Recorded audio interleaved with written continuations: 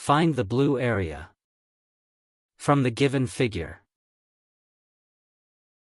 Secant tangent theorem, line construction, Pythagoras theorem, area of triangle, arithmetic and algebraic operations are used to solve this question. Solution. Label points G, C, D, E, and K. Join line G, D.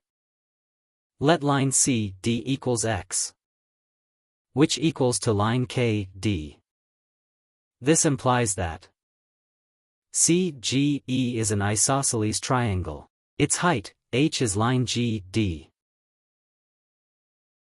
By secant tangent theorem, the product of length E, K, and length E, G, equals the product of length E, D, and length E, C. Substitute values. We have that 2 times 2 plus 6 equals 2 times the square of x. Simplify further, so that the square of x equals half of 16, which equals to 8. It follows that x equals 2 times the square root of 2. Consider right-angle triangle GDC.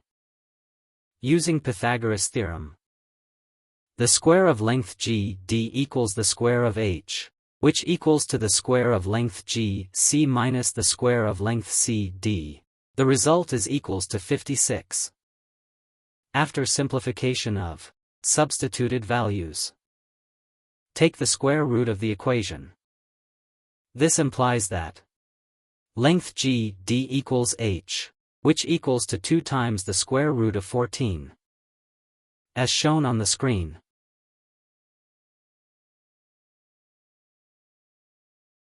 Hence, the blue area equals half the product of length of CE and the length of GD, which equals to half of 2x times h.